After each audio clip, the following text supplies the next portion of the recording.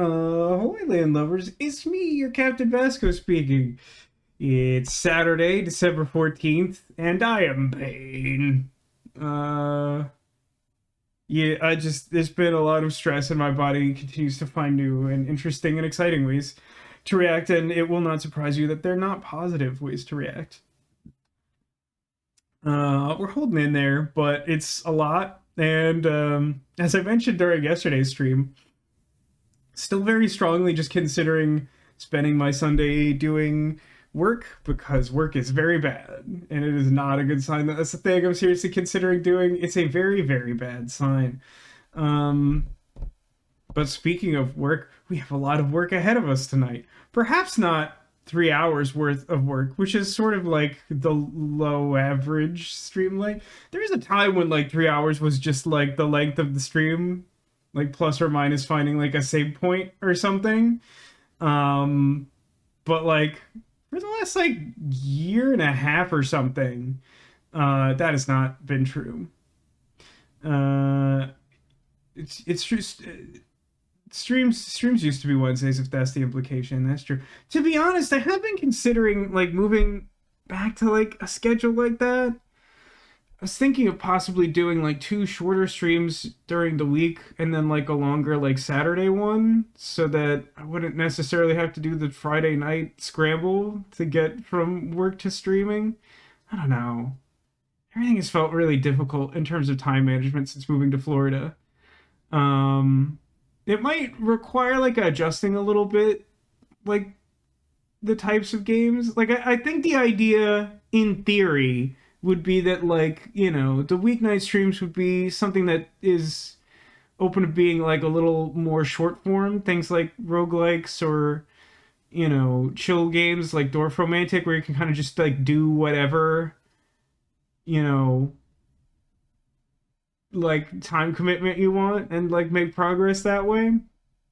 And then like longer narrative stuff would be like a weekend thing. I considered shifting hours. Yeah, definitely. It's complicated. I mean, like, part of the consideration for not doing that right away was that there had been like a decent amount of disruption of streams over the summer, and I didn't want like it's kind of tricky to get people to get back in the habit of watching the streams or something. And so like I didn't want to like disrupt that further necessarily. But also just like because time management's just been difficult in general, it's been a challenge to sort of figure out what like a good time to stream would be. I mean, like in some ways it helps to have a little bit of extra time between uh work and stream on Friday, going from like 5:30 to 9 instead of 3:30 to 6. But like also there's like some weird psychological rebound effect where like I feel like I should have more time and then I don't. It's weird. Um, but yeah, I mean like there's been a lot of consideration of that. There's been honestly like as much as streams have been important to me, it has felt more difficult to do them recently. Not in the sense that like doing them has felt bad, but just like with everything going on, it has felt like a more concerted effort to do them. And then like in addition to that, like I really haven't been able to commit the time I would like to like reorganizing this office so that it like actually looks good on stream. And it's a problem additionally that like that's not in my wheelhouse. Like I'm not good at that. So like I will often spend some amount of time thinking about like what I would do in here.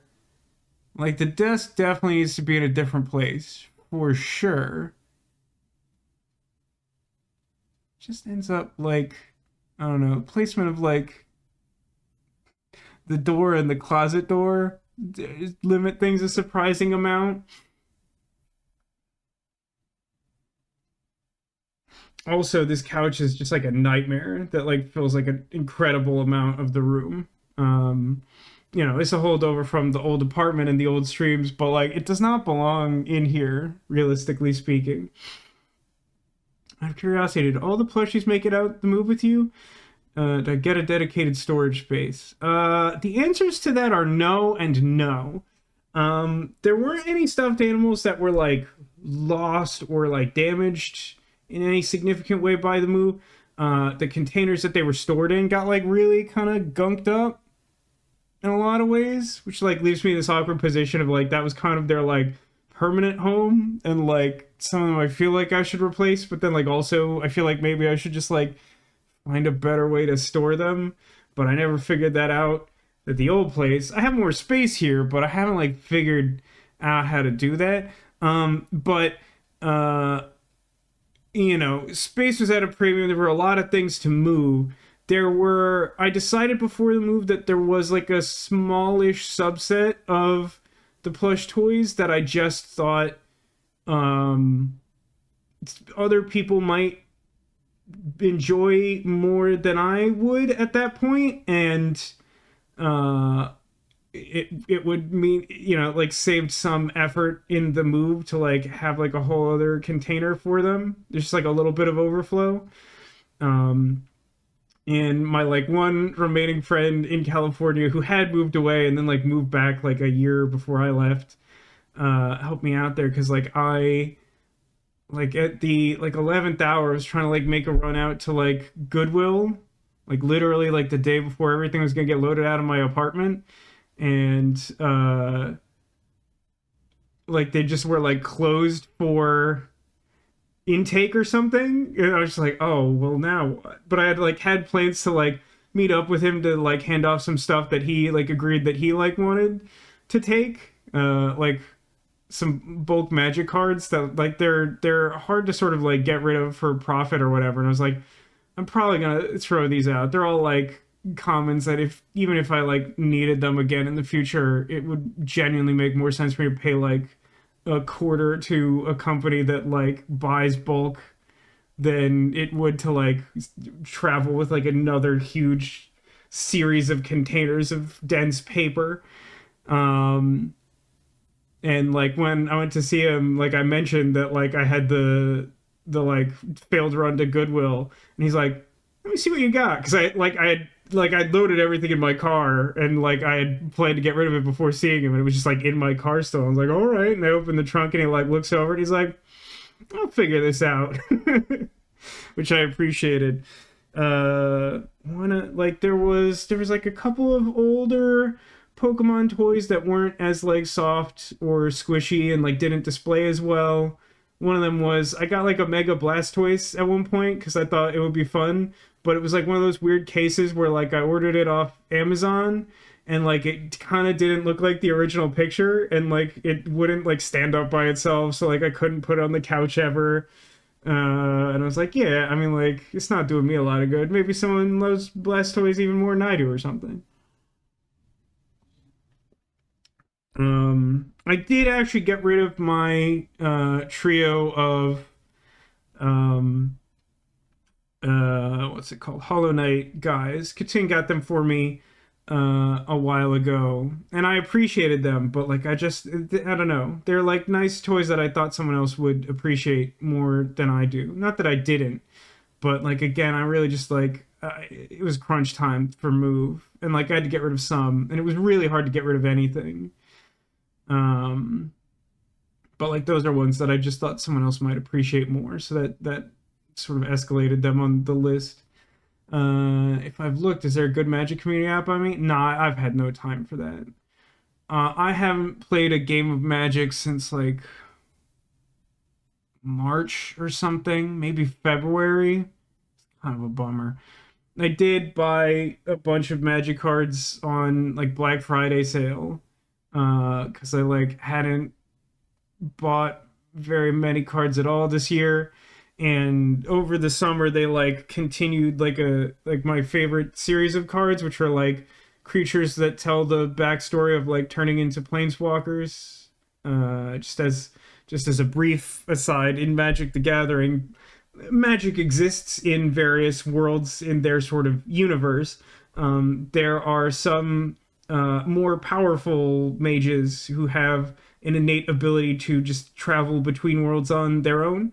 The story is like morphed in a weird way in the last like year and a half, but like essentially like planeswalkers are like a cut above normal wizards. They're particularly important and notable characters. And a long time ago, one of my very favorite Magic sets had a cycle that like gave the backstory on some of the most important characters in the story at the time, and it was just like them as like kind of a baby, and then like you have to recreate something in the game that was sort of like a formative moment for them, and then they turn into a more powerful thing. And like as someone who's like a nerd for story, like I just thought that was like a really cool thing. And then like they did a set this summer around my birthday. It was released, and they did like another set of 5 of them, including like one of my favorite planeswalkers that they like hadn't done that for yet, and I was like really stoked. And you know, like I'd asked for a bunch of those for my birthday, and I like cashed out my store credit for like my local game store in California before leaving, and bought as many packs of the set as I could that way. Just California, it's impossible to buy single Magic cards in a physical location. I don't know why. You just can't do it. But like I was really excited for those cards, and like out of like 20 something packs, I got literally like 0 of them, and I was like, oh. So then I just kind of like saved up my like Magic spend for the year and just like got the nicest version of all of them as a treat to myself. And they're really cool. I got them in the mail like this week after, you know, like shipping delays from Black Friday. They're cooler than I thought they would be, even.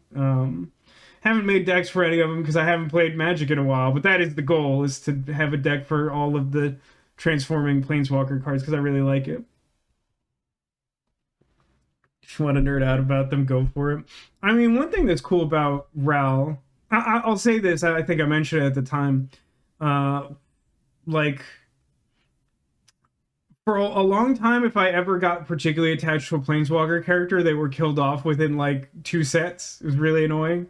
But over time, like after they had killed off Venser and Elspeth, who were like my favorites, so they eventually brought back Elspeth, but that was a whole stupid thing where like they had you wait like 8 years for like a return to the world where she was killed off, and then they like expanded the lore of that world and explained what like actually happened, and it wasn't quite that she was just killed, but like that coincided with like an extremely low point in Magic the Gathering like story related history.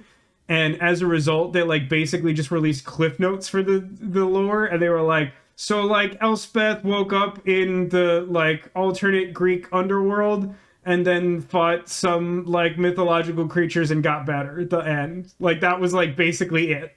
Like it wasn't, they didn't do like a cool story. Like there wasn't like, they like basically just like released like a short press release that was like, BT Dubs, Elspeth finally back, lol. It was like, oh, come on. I was like waiting so long for that, you a-holes. Like, what the heck was that? I was so excited. But then, like, similarly, they had this really cool story for, like, they finally did, like, a world with, like, a lot of pirate characters in it. And they, like, recontextualized this, like, weird fringe character and, like, made her into, like, this awesome pirate captain. And it was like one of the best Magic stories they've written in recent history. And like she was the correct color combination to be featured in this new set, and people were speculating she was going to be one of the new flip planeswalkers, and she just wasn't. And I was very upset about it. Anyway, that was mainly what I wanted to cover, and Denwish has got food. Let's let's finish with Sam and Max, huh? Somehow it's not in idle mode. That's fun for me. So, Sam and Max, we've been playing a lot of it. We played through Sam and Max Hit the Road at the start of the year, and then we started playing through the earlier Telltale seasons of Sam and Max after, I don't know, something like 10-ish years. A new company bought the license to the characters of Sam and Max, the intellectual property, and used it to launch a brand new company that in the beginning was focused on point-and-click adventure games in particular, as the genre was experiencing sort of a revival at the time, but also just sort of narrative telling at large, and they like innovated that space some before finally collapsing under the weight of buying a lot of intellectual properties, is my read on it. But I haven't done a ton of research beyond what's like publicly available and contextually relevant. But yeah, so we played through the entire series, more or less, from the start of the year till now. Just recently, we got around to finishing the Devil's Playhouse, which is the third in the series. So why are we still here? Well, if you happen to just be joining us or just found this video on YouTube, hi from the past. It's me, Vasco. I'm wearing a Christmas Groot shirt because it's December 14th. It's honestly remarkable. This shirt still fits me. But yeah, so like after we finished playing the games, I was like, you know what? I'm not quite ready to be done with this. Why don't I go back and get all the trophies? It can't be that hard. They're like narrative point and click games. Well, it turns out it's actually a little bit harder than I thought it was going to be. One, because there's a bunch of like mini game related challenges, particularly for the second season. And those are no joke. They're not the hardest thing you can do in gaming by any means, but like they are not easy. And one of them really requires a great deal of patience. But yeah, then we rounded that out on yesterday's stream and found that we had, just I think we had to get all of the non-completion based trophies from the Devil's Playhouse. If we had one of them to start with. And as we started experimenting with trying to get those done, it turns out that the trophies in this chapter really want you to essentially play through an entire chapter of the game and like just not miss any minor missable interaction that has some common theme to it. So that will be more time consuming than I originally thought. There are sort of chapter skips once you like complete each one of these individual episodes within the seasons. And I thought you'd sort of be able to hop around and just sort of set flags that you had done all of the things and then get a prize. It doesn't seem to work that way. So, once we had rounded out the minigame challenges yesterday, we replayed the first chapter or the first episode of the Devil's Playhouse, which had something special that you can unlock with the knowledge gained from the credits at the end of this season. Essentially, you can unlock a special superpower where for the rest of that chapter, and apparently not bleeding into any of the additional ones, you can just look at various items and characters and ascertain their nutritional content, which seems like exactly the sort of thing I would put into a game if I was making it, yet again demonstrating that Sam and Max are fundamental to my sense of humor. In a way that's like probably problematic to some extent, but we're just going to ignore that. So that being said, there are 5 episodes, as you can see. We completed trophies for episodes 1 and 5 and 2, right? 2 was just the get 2 curses on Jurgen by making him a vampire and then making him unattractive.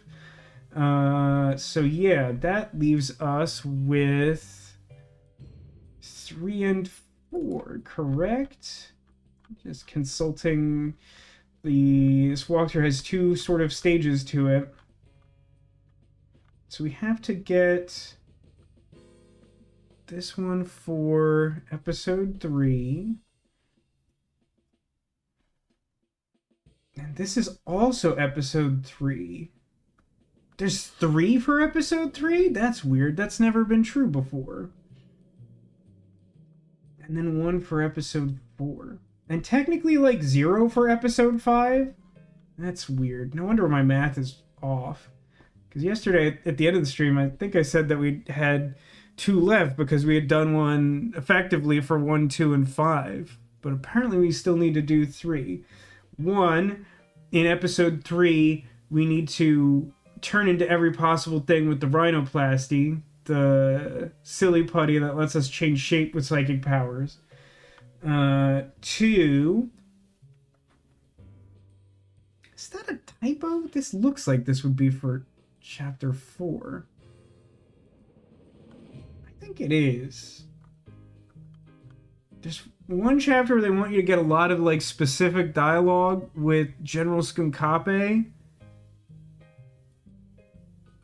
And contextually, this looks like this should be episode 4. And then this one, I guess this is in episode 5. So I guess there is still one for episode 5. So I guess the odd one out is just the glasses. And that makes sense because it's like kind of episode 5, kind of episode 1.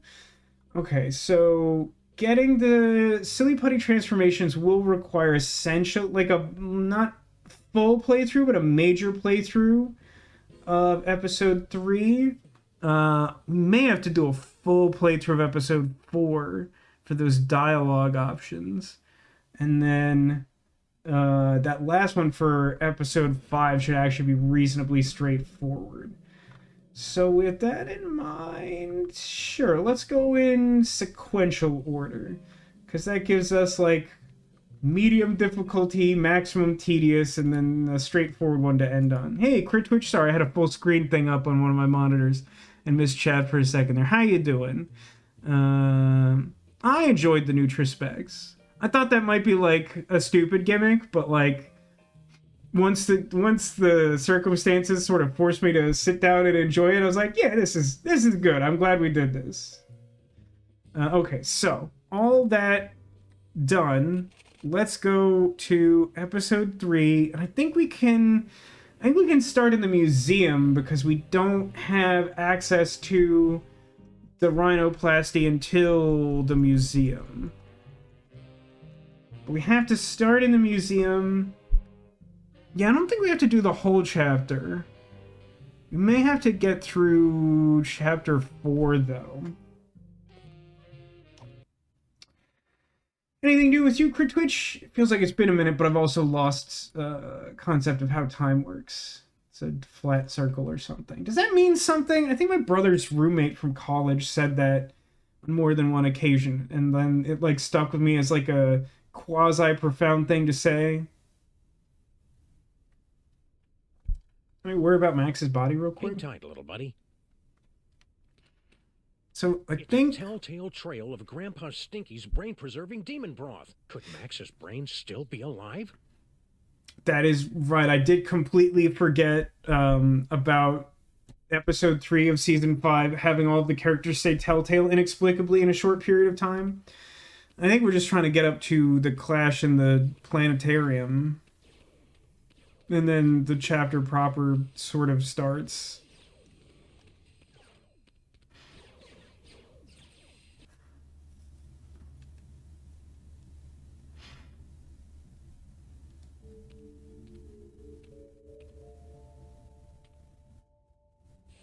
It's weird that we were hearing stuff as we approached, and then when we got really close, we weren't hearing stuff anymore. Blow it out your simian hindquarters, barbarian! That sounds gross. And paperweight? He's looking pretty spry for a 120-year-old. And there's the Devil's Toy Box. And is that... Sam! Get me out of here! This whole place smells like... How is Max even detecting us? He doesn't have organs. He's just a brain. Who foiled my scheme to collect the toys of power and re-imprisoned me in the penal zone? Sam? The great-grandson of the patron who put the kibosh on my intricate plan to unleash Yogg-Sothoth and take over the world? I hate that guy. I hate that guy! Yes, a common enemy. I propose an alliance. I declare bankruptcy. Sam? It's unfortunate that Telltale 7 Max is not free of the industry-wide issue Precious one. of sound mixing. The cutscenes tend to be a good bit louder than other things. It's not game-breaking, but it is annoying that, like, either the gameplay will be a little quieter than you want, or the cutscenes will be louder than you want, and you just can't do much about that.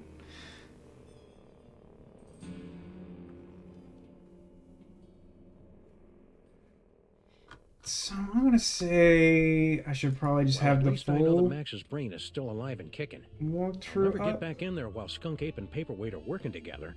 Maybe I can break up those lovebirds from out here. So we should start by going to the Egypt exhibit, because then we can get Sam and Max's brain right away, and we will need that in order to have access to rhinoplasty. Normally, the code of the freelance policeman frowns on stealing ancient brains, but desperate times call for icky measures. Ew, it's warm and pulsing and wriggly. I don't know whether to be repulsed or use it as a neck massager. ¿Por qué no los dos? Who couldn't use a repulsive neck massage? Isn't that, in fact, the American dream? Wait, that's a serious question. Is that the American dream? It feels like we've moved the goalposts on that one over time. Hey, you. Who, me? Don't get kid with me, wise guy. What are you doing in the museum after dark? I'm Sam. I'm with the freelance police. Freelance police, eh? Yeah, Well, There's no longer a dream. that's not trash. That's Fire regrettable, trash. but fair. Incinerator. Hey, Jake, welcome to the stream. Wyatt Roach. Well, it's New York City, and, well, time makes fools of us all, wouldn't you say? So let me go ahead and put brain and body. So for those just joining us, hello. This is me, Vasco. We're playing Sam and Max. We have been playing Sam and Max, but the last few streams I decided I was going to try and get all the trophies for Telltale Sam and Max, which were relatively recently remastered. And it just seemed like a fun way to send off the series. We've been playing for a while on stream now. So, No, but I get that a lot. I'm Sam. someone cartoonishly extracted Max's brain from his body to gain access to his latent psychic powers. Probably one of Max's And in order to showrooms. solve this case, Just we wanna put write the 'em out until you get used preserved, mummified brain of an ancient pharaoh back into Max's body. Totally normal stuff. Well, if it's not too much trouble, Your Majesty, I could use some help retrieving Max's brain from a couple of world-conquering Nimrods. Yeah, Nimrods. A gorilla? Toys of the gods. Is that what they're calling it these days? Neat. If you've got creepy brain powers, this rescue... Lead on, Bob. You know, it's actually a little funny that, like, it was always funny to me in Yu-Gi-Oh! That, like, the original series has, like, these overtones of, like, an ancient Egyptian heritage to this game that was, like, played with, like, actual, like, mystical monster spirits and these Egyptian stone tablets. And, like, a lot of the monsters are, like, agnostic enough. You're like, yeah, sure, magic, whatever. But then, like, even within the context of the first series, there's, like, a giant robot that has, like, a slot machine in it. And you're like, so, like, do you mean to tell me that, like, they predicted the concepts of, like, a Tumblr-based slot machine in ancient Egypt? Like, is that really for real? And likewise, you know, the Toys of Power. But where's the Disc of Madness? Or the Orb of Unending Bounciness? We haven't found them yet. But here, take a gander at this. We've got, like, a toy telephone and, like, a 3D Viewmaster, and it's like, I don't think the ancient Egyptian pharaoh had these, but he refers to the toys of the gods or whatever. Temple of Adolescence. You tyrannical scamp. Okay, so now that we've gained access to rhinoplasty, let's make sure we do everything in the museum that requires it. I do think that for plot reasons, because I will have to advance past this chapter, I need to check the Hey, Your phone. Majesty, check out these spiffy phone numbers. Phone numbers? Ah, hieroglyphics to activate the translocation toy. We always... It probably say one of Anime, hi, Anime. Anime says, remember that Pegasus got the idea for duel monsters on an expedition to Egypt and somehow worked ancient Egyptian magic into his children's card game. Most of the cards in the first season were made by or directed by Pegasus. That's fair, but, like, I don't know. Like, I feel like there's the implication that the game wasn't reworked in a major way. Like, you can argue that. It's a very subjective point. But even though it feels like the discussion was sort of like, you know, it's inspired by ancient Egyptian culture, I feel like some of the, like, flashbacks and mythology suggest that, like, it is one continuous game that got an update for modern times. But yeah, you know, that's sort of my impression of things. So, apparently you could do this.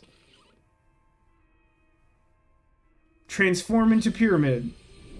Transform thyself from orb of light to something something. I haven't memorized My the new raw. form reminds me of my summer pyramid on the shores of Bar El Zarath. And it'll come in handy in the unlikely event that we need a 7-sided die to defeat Skunk Ape. I do appreciate that the rhinoplasty in this chapter in particular lets you just turn into weird stuff. Pointy and dangerous. Two of my favorite things.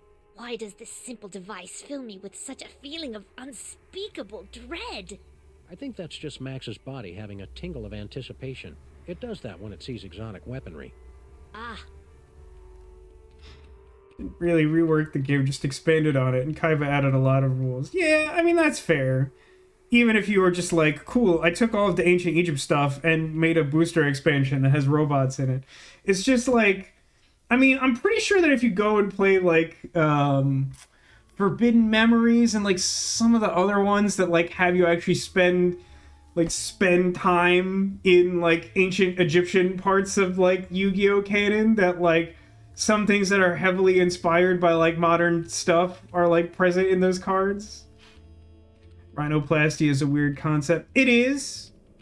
I mean, you could take that in a literal sense of like a rhinoplasty procedure is weird, which, you know, your mileage may vary, but it seems a little odd to me. But also just the idea that like our shape-changing thing is rhinoplasty. So what are the things that I need? Where is the picture of skull? Where is picture of skull? No to stairs, press triangle. Oh, this skull. This skull. I forgot about that skull.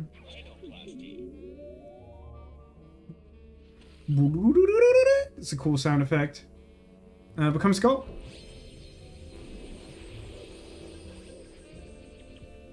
how droll. A talking skull. I'm Skull sure joke. that will be useful. You know, it's actually occurring to me just now that Conceptions is kind of a weird trophy. Because the idea is that you use the rhinoplasty on all eligible things to transform into during this chapter. Because I think this is the only one where you actually get access to rhinoplasty. Is that right? I think that's right. No. You get it in the next one too, but there aren't as many things to do with it. But so you spend like a little less than half of this chapter with Sam and Mac in Max's body, and then the rest of it Where do you No one. Why? you spend with Max in the altered present future. you let a skunk cop pink?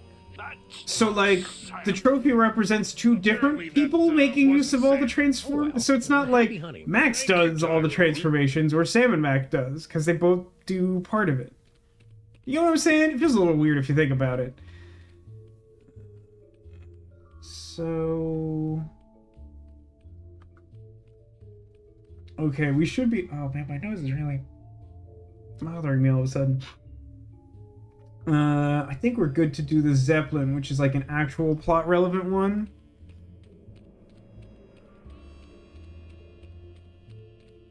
What's the actual picture for the Zeppelin?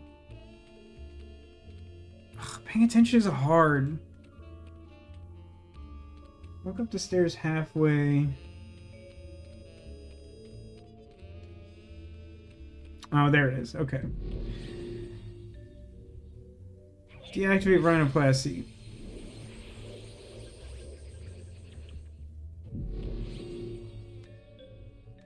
Reactivate rhinoplasty. Also, the rule Pegasus came up with were very vague. I don't know, they were simple. I don't know that they were vague. It is interesting, like, I don't know. I know it's all for the sake of having the plot happen, and so we're not really supposed to think about it. But, like, I guess the idea is that, like, Pegasus had to come up with, like, a rule system because he took the idea of, like, magic battles from ancient Egypt and tried to work them into a game that didn't have any resource system for reasons unknown.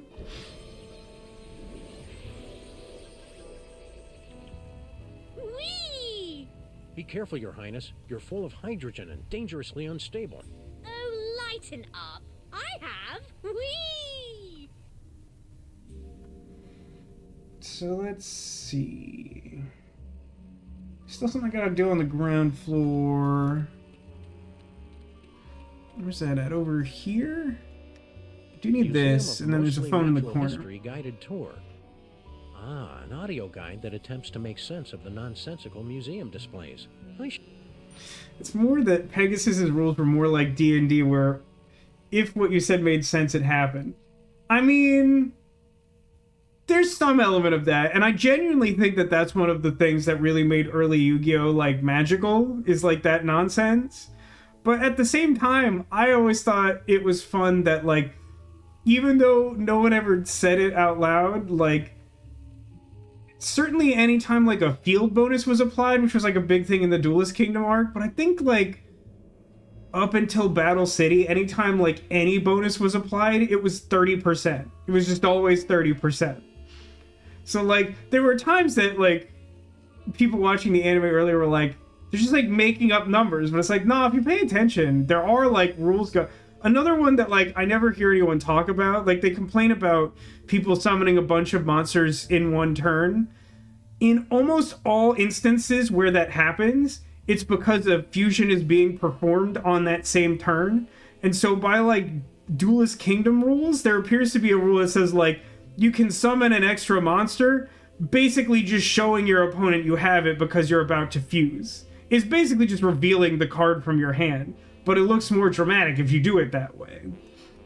So, like, there were little things that I think a lot of people don't appreciate that, like, make some amount of sense of the early, like, Yu-Gi-Oh! Plotline. Too bad these things don't get out. Okay, so the Hindenburg is happening. It's happening really fast, though. I'm gonna have to wait for another come around.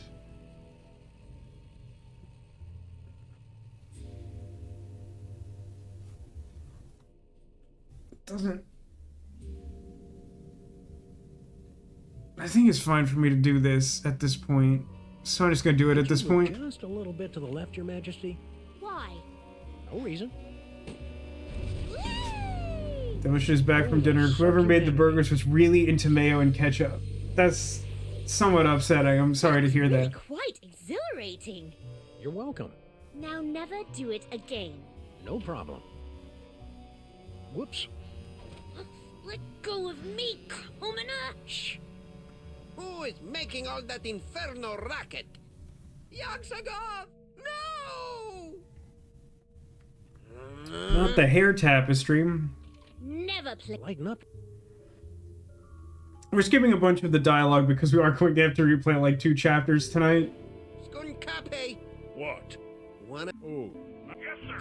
So these 2 villains from the previous 2 stories are working together because we foiled both their plans and they hate us. And it is our job to make them hate each other. So we destroyed something precious to one of them to stoke that anger. And now we're going to threaten his friend with injury, further complicating things. Did I check this? I think I need this later. Maybe I only needed to check one of those. It's fine. We have all the phone numbers, I think. So...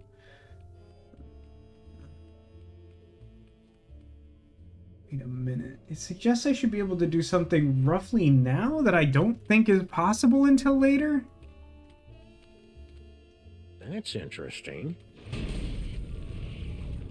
Holyoke, Massachusetts. Makes total sense. Yeah, let me know if you have any questions about the story. I know it's a weird one to join in for. We have a couple people who maybe didn't see these stories when we played through them on stream originally. Anyway says, the reason why Duelist Kingdom makes sense is all the Egyptian magic, since it was in full force until Atem took it away. Speak to that? I'm not sure exactly what you mean by that. I don't disagree necessarily, I just don't know that I understand exactly the implication. Can I go in the office? Info desk? Oh, I do have the office number. I don't know where it came from, but I have it. So I can do another thing. When would I have gotten that?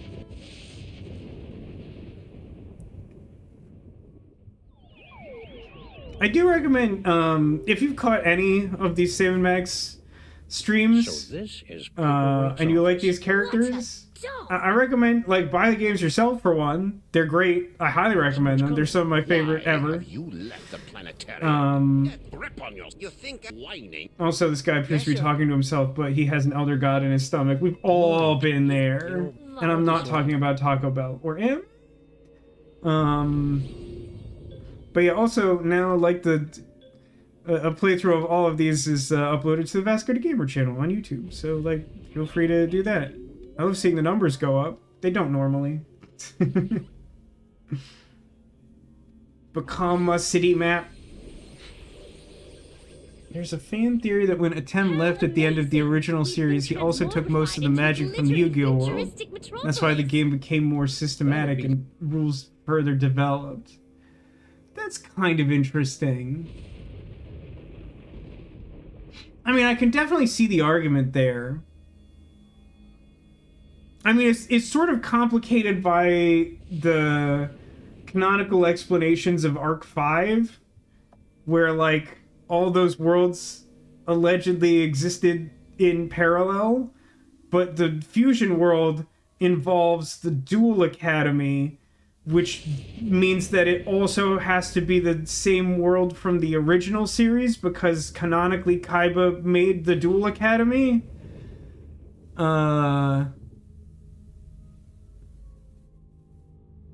And yeah, I don't know, it's a lot less magic there, but that, you know, that could also just be Kaiba's influence too, in fairness.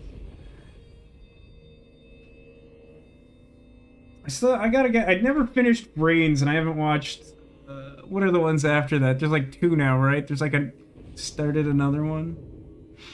Zexal sort of brought the magic. Yeah, like, Zexal had like some mystical elements to it, including the like super magic cheating draw. Okay, so let's pay attention to what we're doing. Right, plastic pyramid, approach office door, sound, headset. Yeah, okay. So I have to phone call someplace in the lobby, and then replace Sal's headset, and then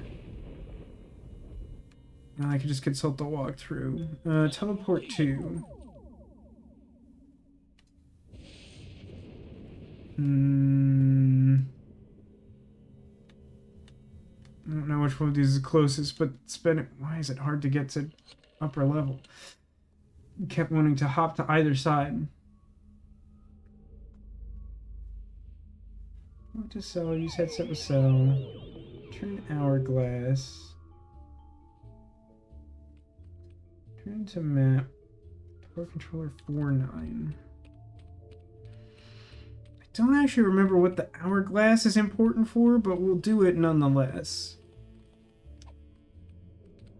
Hey, Sal, look. 3 monkeys violating that statue of a head. Where?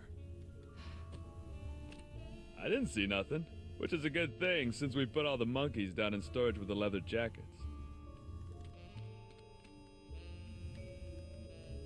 To witness the final stage of the coming apocalypse, turn the hourglass.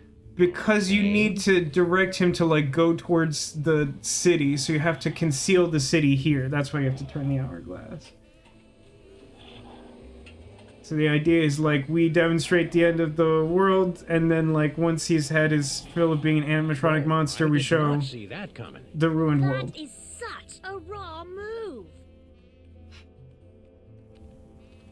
The main theory about the multiple universe parallel worlds is that they develop differently depending on how Kaiba acted after Atem left. That's a wild deep cut. By the way, while we're here, I know some of you didn't see this.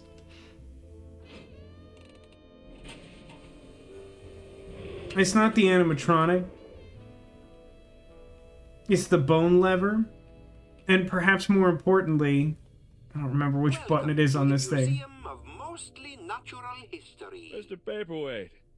Gee, thanks. That's the nicest thing you've said since you hired me.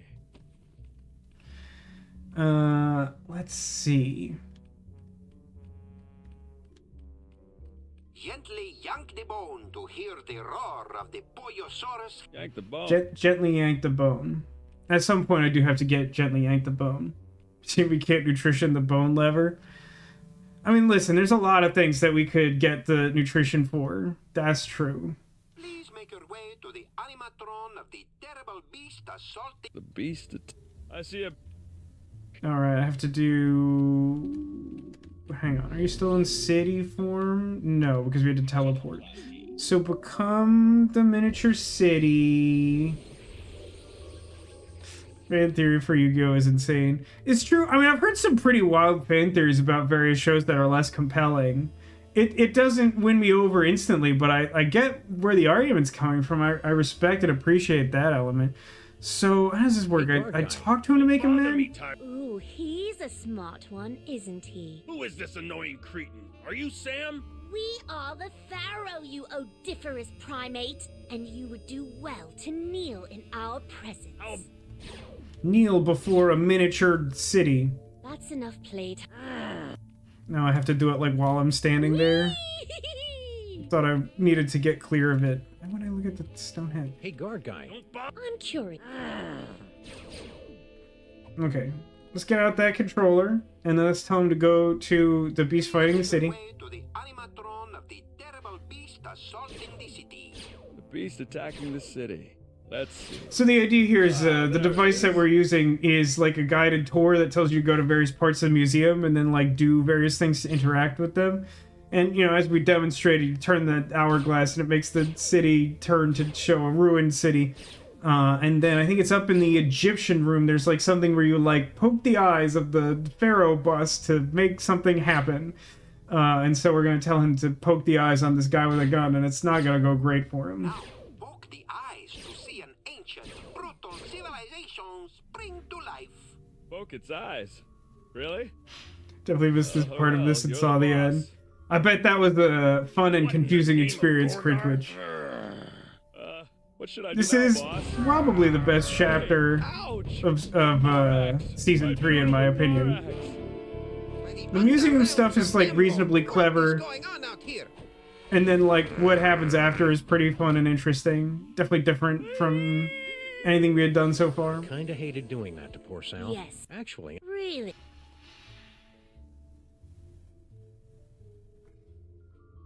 So we did 4 transformations. I think Skull was the only one I missed the last time I played through this. Minions would refrain from Manhattan. And I would... Oh, take it like a man, you big ape. That's it! I've had it up to here with your incessant Petulant. banana breath. So be it. What is truly insane to me is that the Yu-Gi-Oh! World figured out how to generate energy from people playing a card game. Monkey boy. Is that explicitly part of one of the more recent seasons? I don't remember that being integral to Brains. I guess that's... Is that part of Arc 5? It's been a minute. Had the slightest bit of impulse control. Hey, my body's what? I found a loner in the creepy. Brains is supposed to be a 5th timeline because it's how Kaiba acted if he didn't witness the final duel between Yugi and Atem. What's supposed to be the cause and effect of, like, he didn't get closure on what happened to his greatest rival, and then he developed virtual reality? In 5Ds? Yeah, I guess it's part of 5Ds with the signers and stuff, right? The Return to the Past, which is more literal than expected. Anytime I think of generating energy from living beings in a stupid way, I always think immediately of Sailor Moon. It was so integral to so many of the plots back then. The loping wits and the capriciously applied violence of the freelance police. What the hell are you So to talking about? summarize, for those of you who missed this previously, my controller is low because it's totally busted. Samun Mak is handsome. Samun Mak is cute. When we think of Samurai, we give a big salute. Oh, you have got to. The idea is that the two villains were gathering these super powerful toys that can be accessed by people with psychic abilities, and the mind of the pharaoh that got inserted into Max's body entered that room and used them to rewrite history so that much of the world is as it was, but he has been the pharaoh for basically as long as anyone can remember. And Max who also had psychic powers and was sort of close to the blast radius, is the only person who remembers the other timeline, but he doesn't have his body because the Pharaoh still has it. So your goal is to get close to him, extract his brain, and put Max's brain back in, and then fix the world. So what our goal is to find all of the things that we can turn into in the Egypt timeline. And the short version of that is Stormcloud credit card toaster. Where can I drive to immediately? Who said that? Who said Hold what? on. Well played, Max. Me? I don't see any rebels. You will know them. Who are you anyway? You may call. So, what now? What about... Oh, I keep telling you. all right, fine. What for? For that... So much dialogue. I mean, it's important to have context for the story, but you're the ones who decided I had to play through like half of this chapter to get the trophy if I didn't follow a walkthrough originally.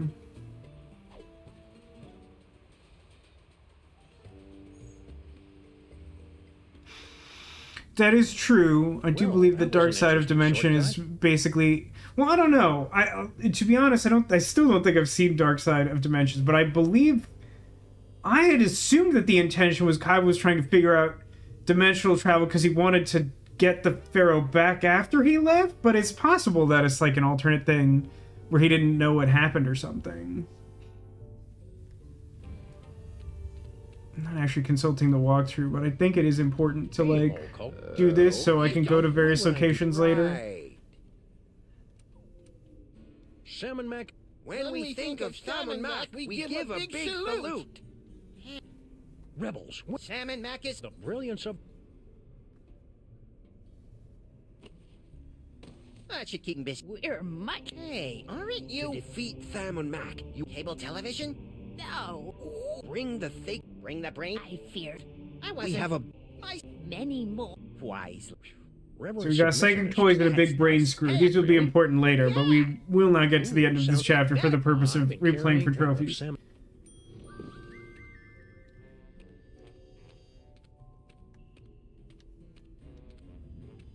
Leave the cavern. Yu-Gi-Oh! Manga Kaiba did not see the final duel? That feels weird. I didn't know that. And the Arc 5 arc in the manga is vastly different from the anime. Definitely didn't know that. Okay, so now that we have Rhinoplasty back, we can become a credit card. Buddy. Don't mind if you do.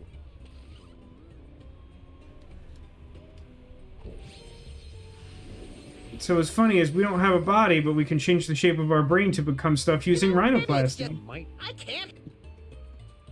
So now Max is a big talking credit card, which is totally cool and normal.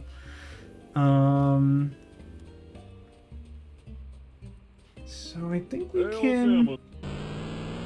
Hail Salmon Mac. Where would you like to? Perhaps. Or maybe. Can I go to all the locations right now? That's what I don't know. I could listen to them, but I'd rather just look at the map. Okay, because I can do this, I don't think this will take very long. I think I just need to go to the gift vault once, and then to see Frankie the Rat, and then we're good.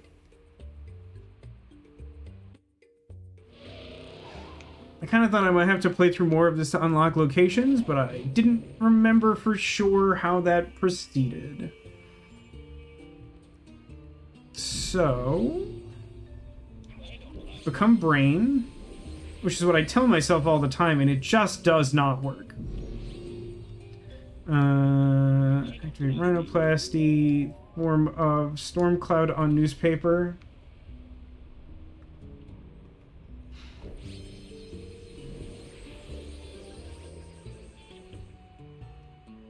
Look at me, Sam. Are you precipitating?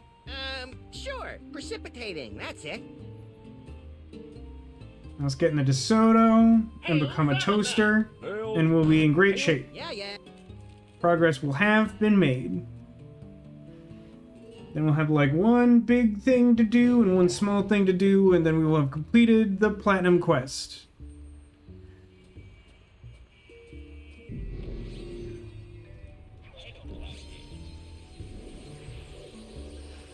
And I wouldn't have had to do this if I simply stopped to become a skull the first time we played this, but, you know, time makes fools of us all. Toaster's repaired here. There we go. Wow, that one triggered super fast for some reason. Sam, get a load of me! I'm For the love of salmon, Mac, don't say it. toasty.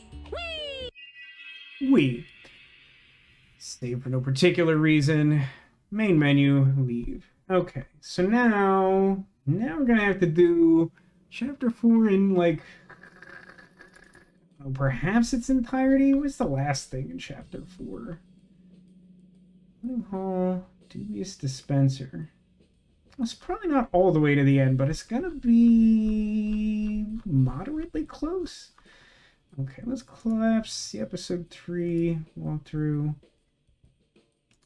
Yeah, we have to, for this one, we literally have to start at the beginning of the chapter, which even with these replay ones, I don't think has been true yet. So that's a little interesting. So let's go to episode 4, and this is incorrectly labeled in as a task for episode 3 in this walkthrough I'm using. But all of the context makes it clear that, in fact, I must start at the beginning of episode 4. You know what, let's just watch this cutscene and give context to the people. Hi, people. It's interesting. I thought using the first chapter marker would start us at the very beginning of the chapter, but it doesn't. Why is that? Okay, so. General Skunky! Donkey wrong. Want to pitch in and help us repel the hordes? No. I forgot Donkey Wrong. It's a pretty good line. Sam happened. According to Max, I beat the bananas out of him in an alternate reality, which has left him a humiliated husk of a man. But if Sam doesn't remember it, why does Skunkape remember it? Of course, being chased by hundreds of half-dressed versions of the new alpha male in town can't be helping either. Skunk Ape? My queen? Please tell that broken monkey that I'm no one's queen. No one's queen. Yes. No. Oh, Uberbird! Skunk Ape? No. Oh man, we haven't seen a Benang since Moai Better Blues, I think. Okay, that is the first task we must accomplish. Now we have to, like, play the chapter in its entirety. Let's talking more pressy, Sam. Open hickory.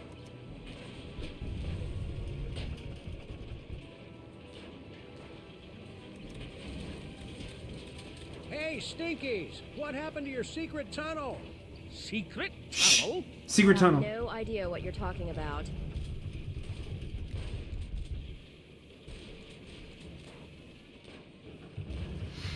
Turn on radio.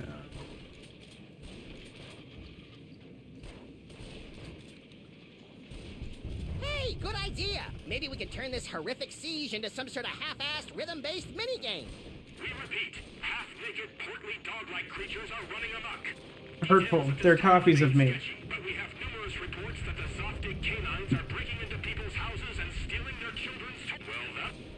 Whoa, ease off, big fella. I'm pretty upset about the Zaptic crack too, but that's no reason to go ape.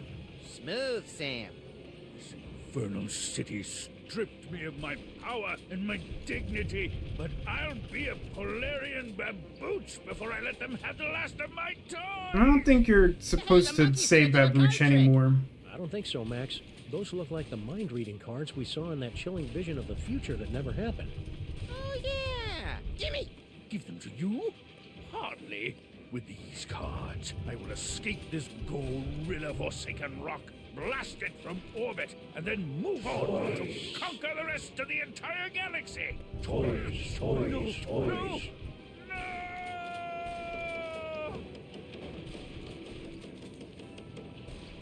Wow, that was horrible. Maybe we should have done something. Ah, he'll be okay. Now let's start. Doing something sounds hard. I'd rather not. Okay, now I can read minds, which will let me learn about the secret tunnel. I love him checking the watch during the power-absorbing sequence.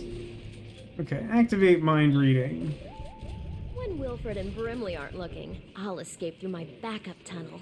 A backup tunnel? Ingenious. Really? I was gonna go with paranoid or maybe silly. Now we talk to Stinky, because knowing that it exists, we can try and pry it out of her, I think, is how that works. Stinky. Oh, good. It's the harbinger of doom. I get that a lot. Backup tunnel. Okay, Stinky. Where's your backup secret tunnel? What? You heard me. The backup tunnel. I don't know anything. It's funny about that we the clearly backup had tunnel. a verbal, out loud dialogue about the backup tunnel, and she was in the middle of that conversation and didn't react to it until then. So she seems concerned that we know about the tunnel. So she's probably thinking about it, huh? I don't know how Blah Blah and Buzz Buzz found out about my backup tunnel, but they'll never figure out that setting the toaster to incinerate will open it. Those cards have peeled open Stinky's mind like a snarky, lazy onion. So now we need to be able to overheat the toaster to gain access to the tunnel, Individually wrapped balls of peanut which will butter? of course require us to get an entire sphere of peanut butter. And you may ask yourself, what is that for? Well, we have to eat it so that we can obtain a freezer treat without immediately Fudgy eating freeze.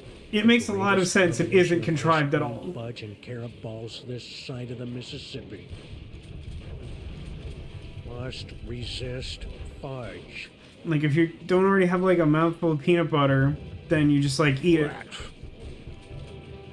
It's very odd. But now that we have that, do we have to... do I have to, like, try and activate the tunnel first? Incinerate, eh? Yikes! Guess we'll have Yeah, to I do think that something makes the arm appear, and then I can interact with it and give him a freezy treat. I hope you guys love these as much as I do.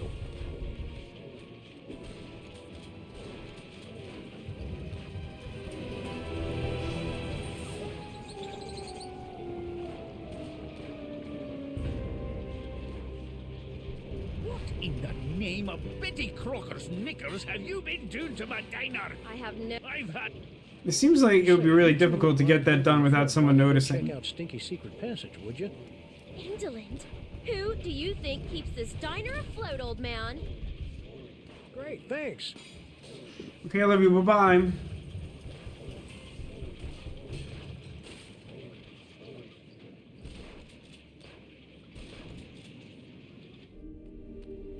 I sure hope the Stinkies are able to work out their issues. Not me. Watching them argue is like dinner. Sweet. Guess there's a whole cloning facility under like half the locations that we've gone to. Big tunnels. B-E-E-G, big. Yeah? I think we found the source of the simulacra. Dog, I'll get... Whatever. Clone complete.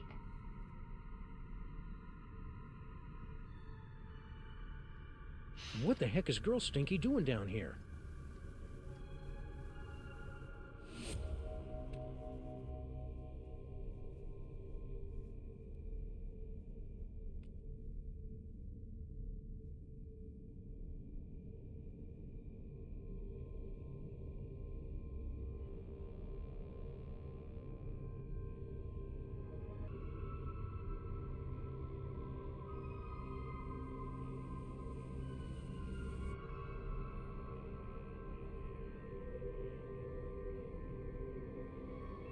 What did he think was gonna happen? Did he think the clone was gonna kiss him? I find this scene weird every time I watch it. Cause like he like lets the clone take his hat without really any fight, but then he's like really mad about it later. That's strange.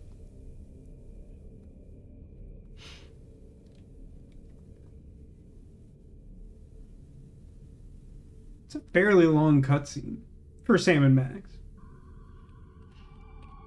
Let's examine this important cloning pod. Max, look. Vasco Tech Clone Pod. This clone... You probably should... If Mama Bosco's the one controlling these clones, she's got a lot of explaining to do. Then I must use... cloning controls? Clone Cooker DNA input receptacle. Whoa! Yikes! Looks like Tentacles to be addressed later. And now I must go to... The patchouli smelling tunnel. Well, let's take spoil.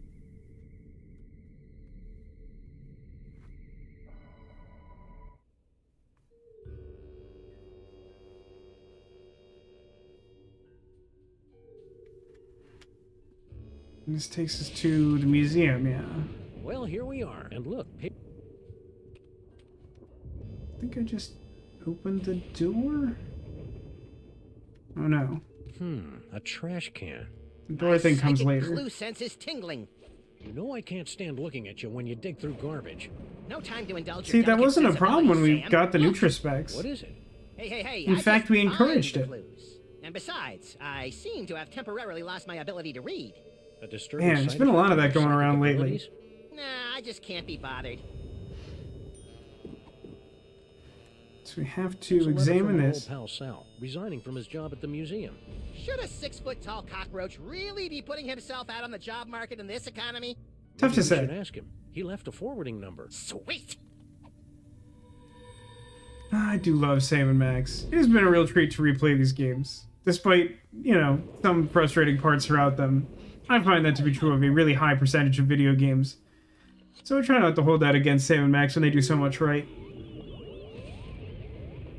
Do still feel like Telltale's third season was a pretty considerable step down from both of their others, but, you know, your mileage may vary.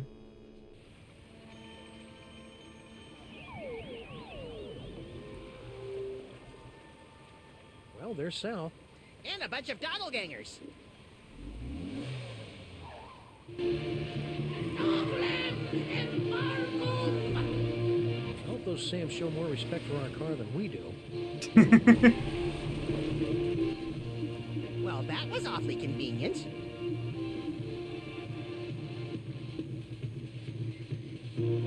What do you think the odds are that of all the Sam clones in the world, the same one that took Sam's hat also got the Desoto?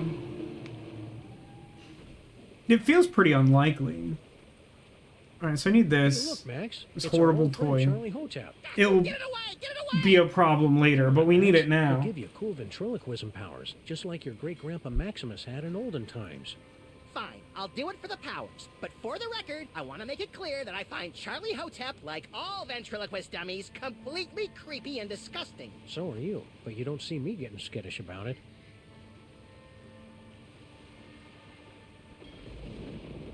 It's implied that I've absorbed the psychic powers again.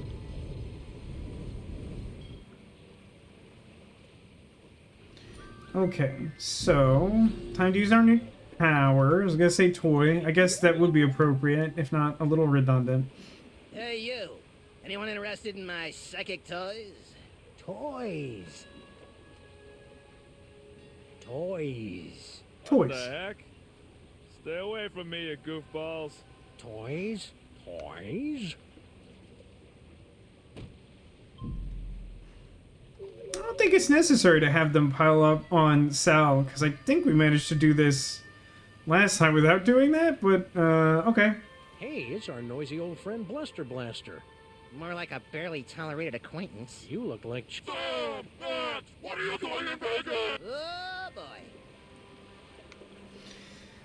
boy. Dialogue, Bluster What Blaster. happened to you?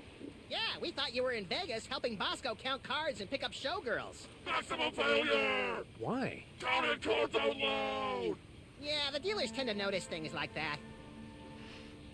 Maximum Failure is, like, also a pretty good one to get.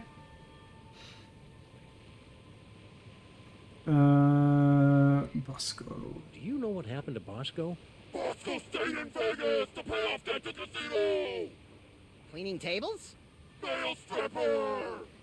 Ew. Interesting. Left letter to give to Mama! Oh, yeah, I'll need that later. Dear Mama, guess what? I met a girl. So it looks like I'll be staying in Vegas a little bit longer than originally planned. Please take care of the store while I'm away. Love, I really do Vasco. have to look up, Yes. Could like, you if buy me there's about any publicly $20,000? available information about what happened with that voice actor. Never! Mind if we deliver this to Mama Bosco? Take it! I never want anything to do with Vasco ever again! Wish I could remember One of these makes him say, like, "Oh, dear God," in Scary Blaster voice, and it's really funny. Say, you wouldn't happen to know anything about all these... Those are real! Yeah? Holy Mother of God! I think that's enough. See ya, Blaster. There we go, I found it in one. Okay, so now I must teleport to Stinky as a shortcut. And now we will have many dialogues to do. We went from 1 to now we have to do 6 in a row.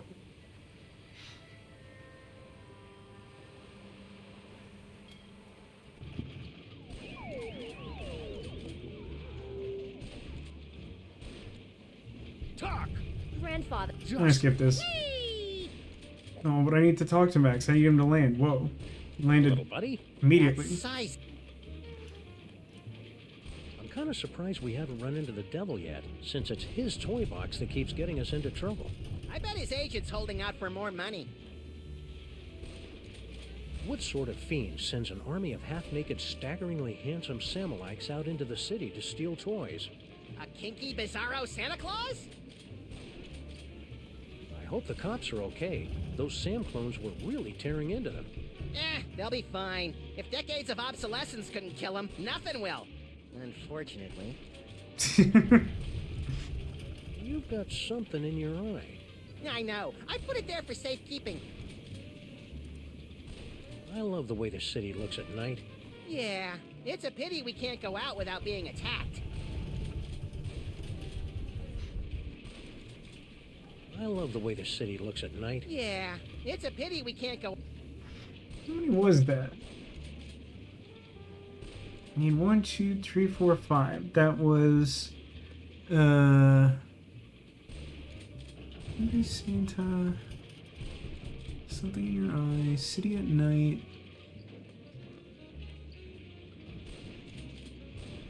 The devil. Was there one more? I think that's enough. I mean, I think you're just supposed to exhaust random, which we've done. That just didn't feel like enough for some reason. And now I have to do one more. Keep Okay. it real, little buddy. That's not... So this is definitely something that I don't think occurred to me to try. Let's have the jukebox talk. I remember my childhood in Brighton. Max, no. Sorry. Wow, Conroy Bumpus song reference. That's a deep cut. Okay, now we have to advance the plot again. Hey, Flint, what's shaking? Hiya, boys! Really? Well, no. But Grandpa Stinky's gonna stop paying me if I don't wrap this case up tonight. I've had you on retainer for months. And Mind if we kibitz in your Be interrogation? my guest. See? Now, who's this? What are you talking about? Stinky didn't say anything, Sam. See what I'm working with here? Maybe she doesn't know how these hard-boiled interrogations are supposed to work. I think you're right, Max. Let's show her how it's done. I'll be Flint, and you be Stinky. Fine, but if I get typecast, you're getting a nasty call from my agent. All right, sister. What's the deal with all your secret tunnels? Secret tunnels? I have no idea what you're talking about. You filthy, rotten liar. We know all about the secret cloning facility at the end of your secret tunnel. So spill. Cloning facility? What are you talking about? No, that's his line. Come on, Stinky. Don't pretend you don't know anything about the massive Sam cooking machines we found at the end of your secret tunnel. Get out of my way! Not so fast, dollface. You're not going anywhere until you answer some questions. Fine, fire away. Anything to... Okay then. Who's this Miss... Mr. S is Sam.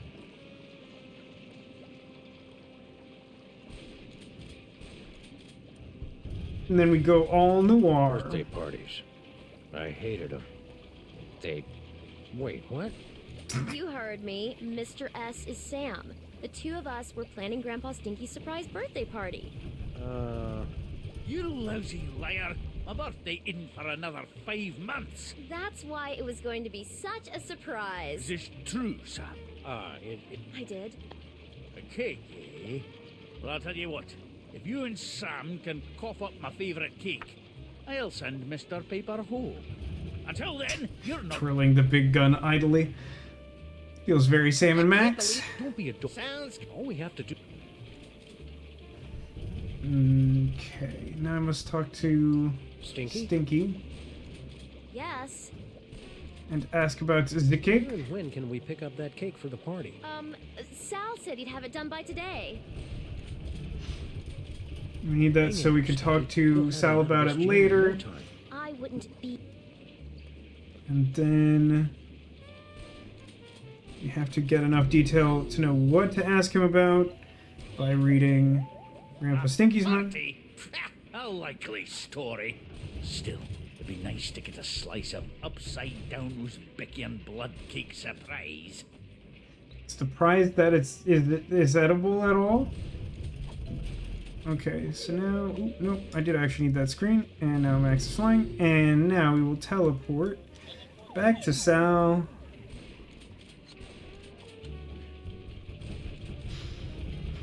I like that this walkthrough, like, discourages exploration at all. There's, like, a whole other location that I'm pretty sure we can already go to. Maybe even 2 at this point.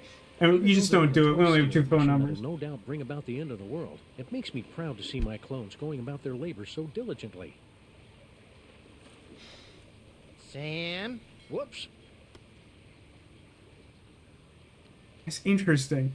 The walkthrough suggests, like, alternate means of distracting the Sams, whereas previously I was just throwing voice with ventriloquism into the warehouse back there and no one gets hurt. But, like, this suggests a more Sam and Max solution of making sure that everyone gets hurt a little bit. Don't worry about it. Dog clones! Luster Blaster has many toys of power deep within his encasement, and you cannot have them! Toys? Hey, stop that tickle! Oh, fine, whatever! Okay, so now we talk to Sal about the cake. I do still object, for the record, to the structure of these challenges requiring you to replay, like, a really large percentage of these chapters. It's not, like, a particularly fun trophy way to be. It's so funny that, like, Season 1 had this, like, nailed down to, like, a pretty simple science, and then Season 2 is like, yeah, we'll up the difficulty, but it's still pretty reasonable to just go back and visit exactly the thing you want to do. And then Season 3, they're like, screw you, we're going to waste all your time if you don't use a walkthrough or know exactly what you're doing going into it. Okay, so we talked to him about the cake. Hey, Sal, you're a pretty mean chef, right? I know my way around a lemon zester, yeah. We really need someone to bake a birthday cake. Sure, I could probably... A Uzbekian upside-down blood cake surprise? Ooh, that's gonna be a tall order. Don't you know how to make it? Oh, I know how to make it all. Don't worry about that! It's not just the ingredients, though. Well, can you at least tell us what it looks like? I can do better than that. I'll draw you a picture.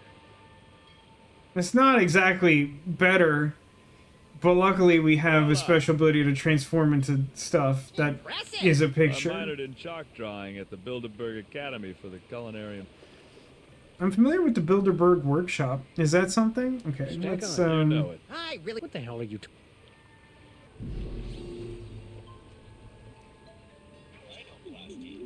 Rhinoplasty. Ooh, this'll be as easy as taking cake from a baby.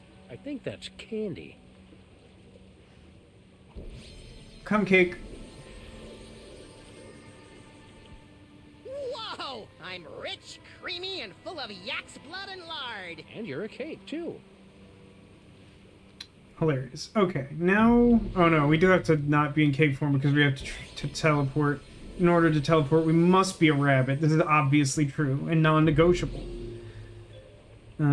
Teleport to the diner in the form of the cell phone. Then become cake.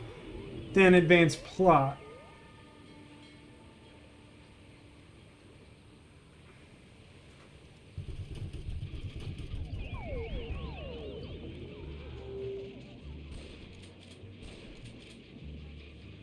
The nice thing is, once we're done this, there won't be too much left to do. Even though we've had to invest a lot of replay time, let's not talk about it or think about it. Let's not it. Become cake.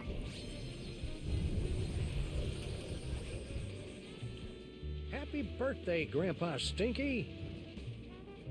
Is that one upside-down Uzbekian blood cake surprise? Blood looks... Too late! but let's see if it's got the surprise. A Uzbekian flensing knife! The secret ingredient the Mongols used in all their cakes! Now Are they in a lot of cartoon prisons?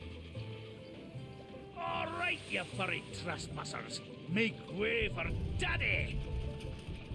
Daddy does not approve. There's only one thing I don't understand. Why does... Oh, because Sam and I have been carrying on a torrid love affair for years. Is that right, hon?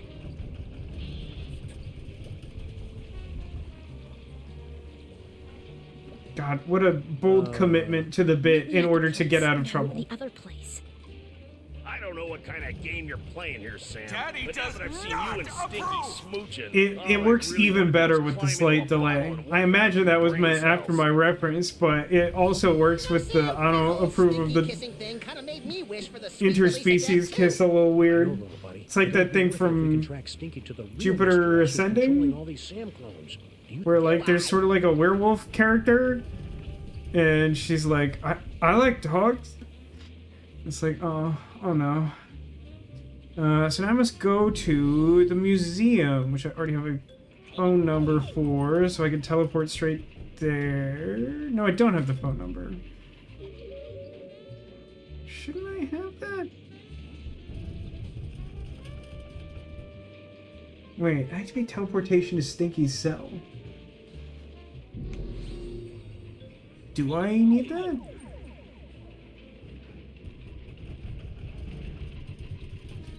Cell become cake. Cell return to museum. I mean, I could go to the museum. It's time to do this call now. Do I need to do that now? I guess I might as well. I think it's a later thing.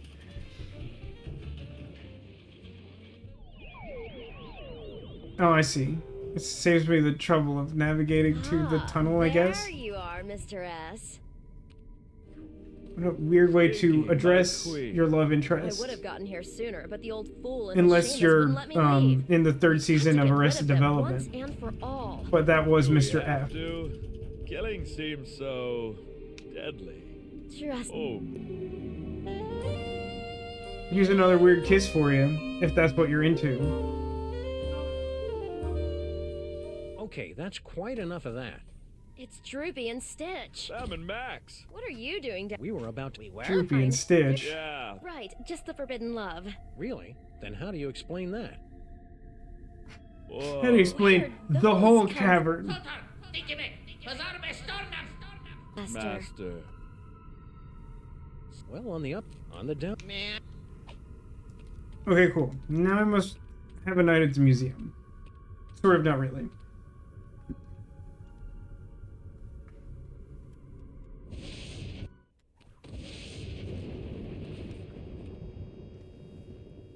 So let's try and get in the easy It's a way. standard security panel, tricked out with hieroglyphics instead of numbers. I wonder what the key code is.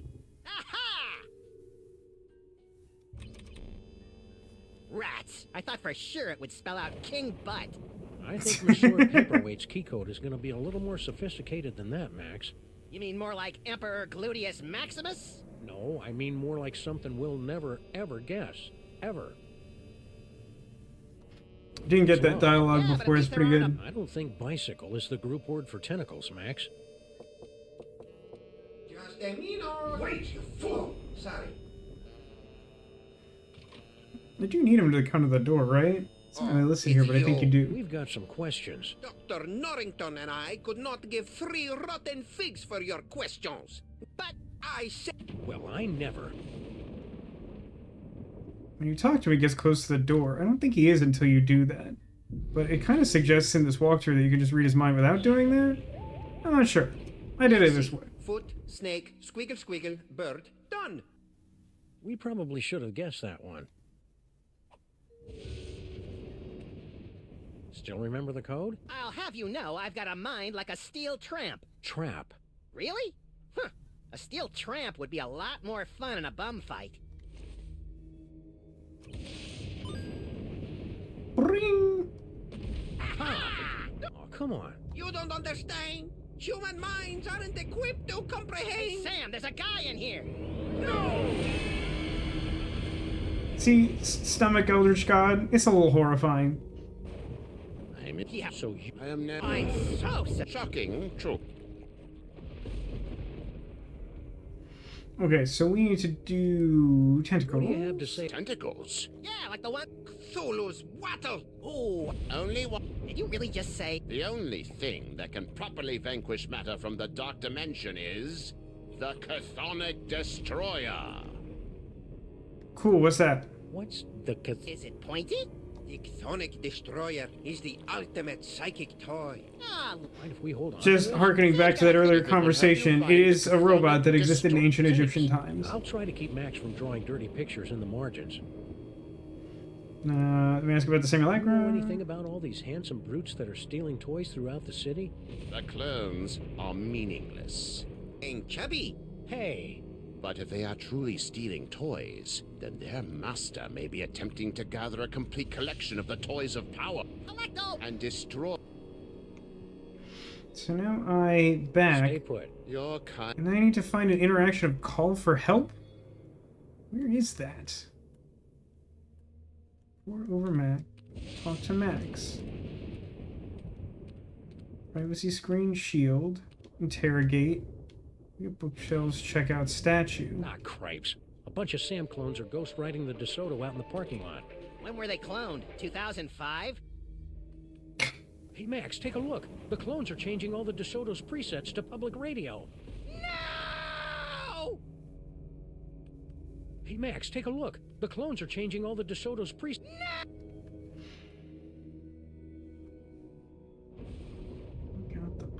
Hang on. Does the other description give a better summary of what I need here? Paperweight's office. Call for help twice. Telephone on desk. Oh, there we go. Hey, Max, could you spare a few seconds to memorize Paperweight's phone number? Okay, but my brain's getting awfully full. I might lose a few chapters of my poignant Inuit coming-of-age novel. The trials of Kennelik the Awkward will have to wait for another day, little buddy. Until the last The only chapter. person I want to call now is my shrink, and she's still on her honeymoon. Okay, I think that's all we The needed. only person I want to... Okay. Right, now back up to...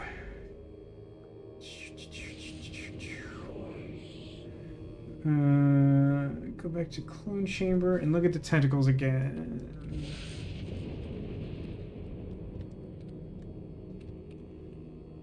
I think you can't go back in the museum, and there's really no good reason for that at all.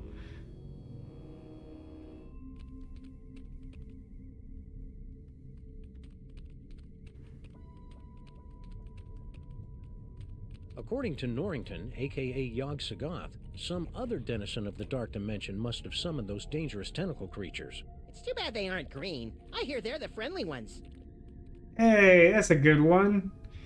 So, for context, the goal here is to get as much fan service as possible. It's apparently widely applied throughout this particular episode, as we've begun to see. There's references to some old Sam & Max games and previous Telltale episodes, but that is a reference to Day of the Tentacle. And I think both tentacles are also in Maniac Mansion, but it's been a minute.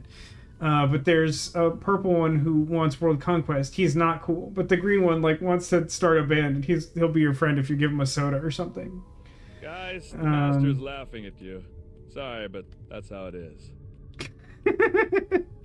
Okay, let's explore. Check it out, Max. Well-constructed Card tracks. tunnel. Is this the one with the stupid seance? Yeah, I believe it is.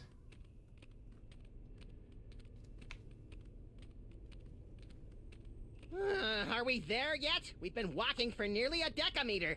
I love your wacky made-up units of measurement, Max. Wait a minute. There's a Decameter light up might there. as well be real, if we're being honest with each other.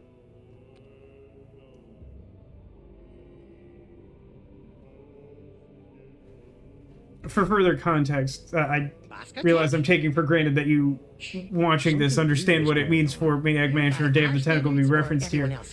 They were also Mr. Molman. LucasArts properties and adventure games. And the original Sam & Max video game, Sam & Max Hit the Road, was also LucasArts. So that's the throughput there. So now I must take this elevator upstairs and try to leave through the front door. If I do it twice, I get another one of these triggers. More fan service. What's the deal with this impenetrable blast door? We thought it prudent to seal up Mama Vasco's lab until the crisis passes, sirs. Guess we won't be hitting the road today. Here it is. Not as splashy as some of them, but fair enough. Let's go back downstairs and begin the seance. Cool.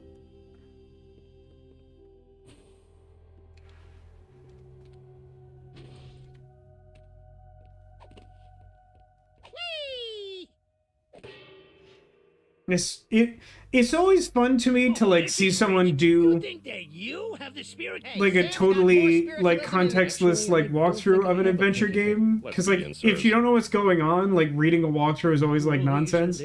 So like we don't address why the seance would happen at all. We just sort of hop right into doing it. We just hit the gong and we're like playing the feud.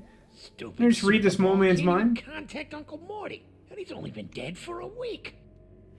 And now we from a Black Sabbath song. think, yeah, bamboozle. What? The spirits wish to speak to you. Oh, do they? And who, pray tell, wants to talk to me? Your Uncle Morty. Uncle Morty? Is it you? Talk to me, Uncle Morty. Talk to me. Yes, your Uncle Morty. He has something important to say.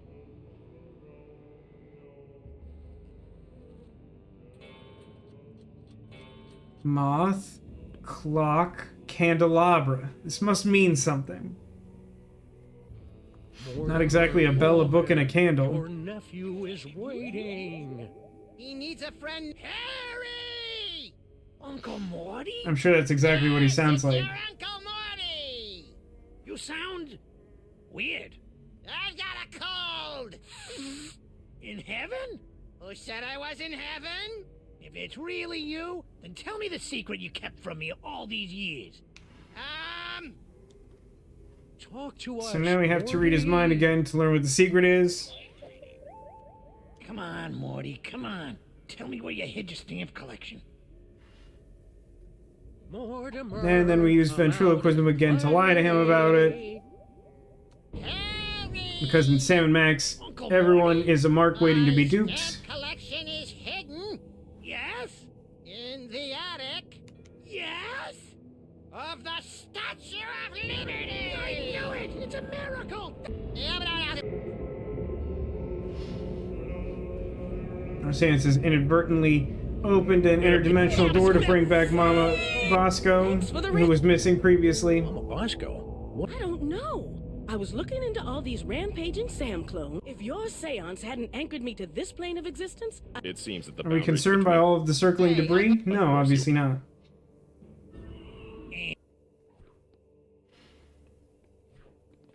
Way to clear a room. good. Now maybe we can get to the bottom. Alright, now we must have a dialogue with her. Actually, several.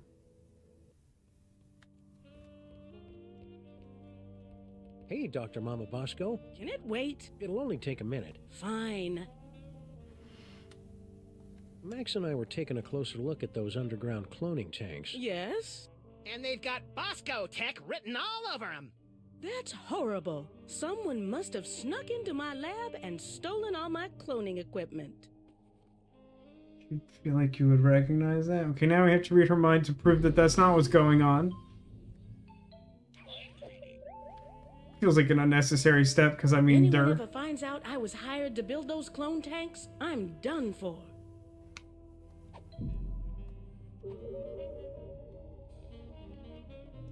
Mama B?